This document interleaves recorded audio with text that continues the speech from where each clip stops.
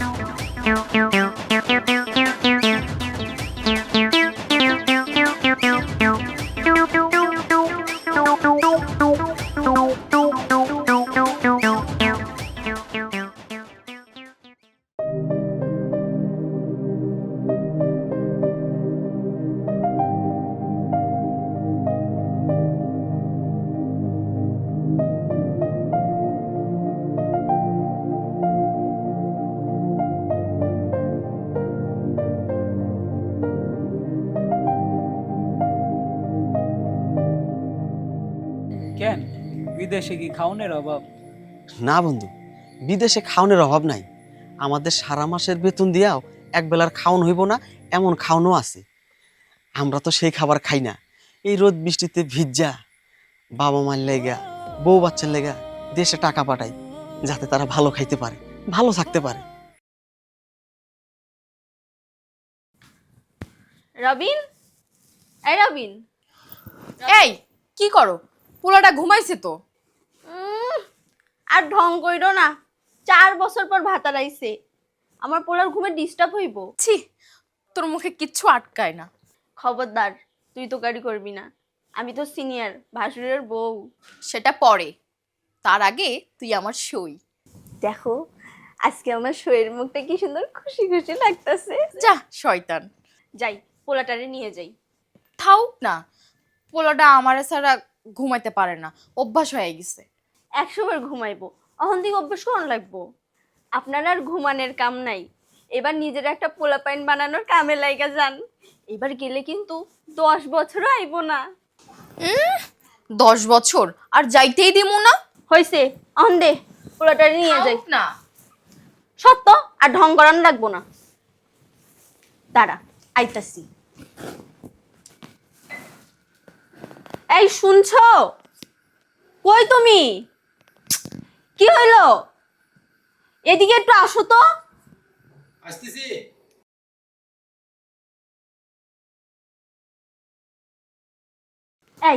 এই কাপড় পরে সারাদিন কত কাজ কাম করলি, রান্না বাড়ি করলি, এবার যা কাপড়টা একটু চেঞ্জ কর, একটু সাজুগুজু কর।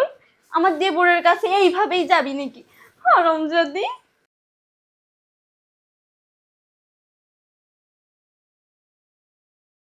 আসবো?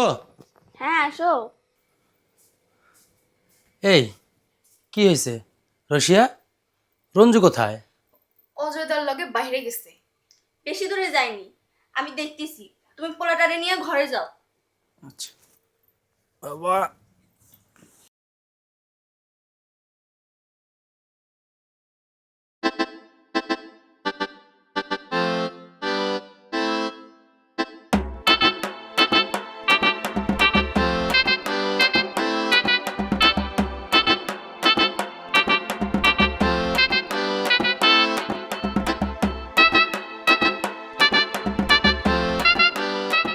বুঝছস, এই হলো বিষয়। রঞ্জু ভাই, রঞ্জু ভাই। এই যা, বাসা থেকে ভাবি ডাকতেছে। যা যা বাসায় যা, কালকে দেখা করবো না। আচ্ছা বন্ধু, তাহলে তুইও বাসায় যা, কালকে দেখা হইব না। আচ্ছা ঠিক আছে, যা। আচ্ছা।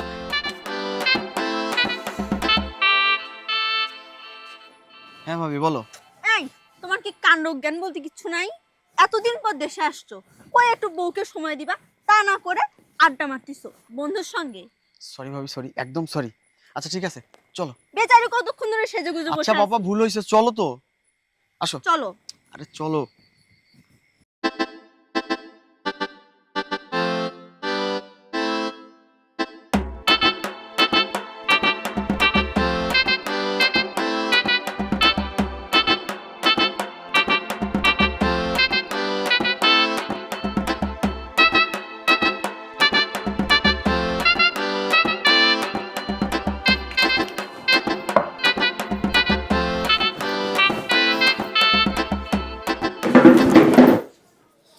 এই তোমার আসার সময় হইলো? আই সেই যদি দরজা দিয়ে বউ নিয়ে শুয়ে থাকি, মাইসে কইব কি? এটা তুমি বুঝো না?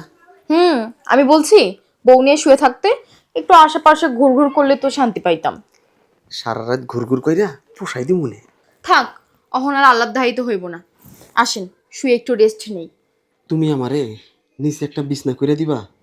নিচে বিছনা কেন? খাটের মধ্যে কমতি কি? 4 বছর পর তোমার কাছে পাইছি, যদি খাটকুট ভাঙে ফেলাই লস তো আমারই হইব, তাই না? আগে আমারে ভাঙ্গো, তারপর খাটের চিন্তা। রশিয়া, আসলে বিষয়টা সেটা না। এই যে তুমি আমার লাগে নরম বিছানা পাতায় রাখছো, আমি 4টা বছর এরকম নরম বিছানায় শুই নাই। আজকে নরম বিছানায় শুইলে আমার ঘুম হইব না। তাহলে কি আমিও তোমার লগে ঘুমাবো না? তুমি কি আমার ছাড়া ঘুমাইতে পারবা?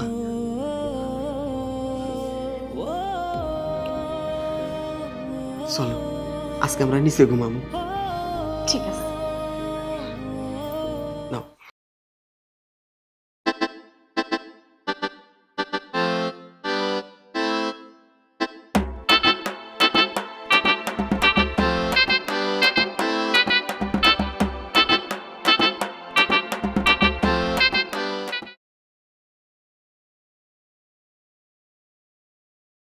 রশিয়া,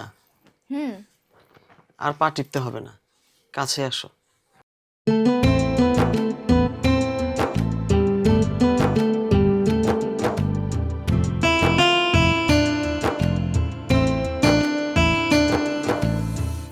আরে এত সেবা যত্ন বাদ দাও তো, তুমি সারাদিন কত পরিশ্রম করছো, একটু পাশে শো আমার।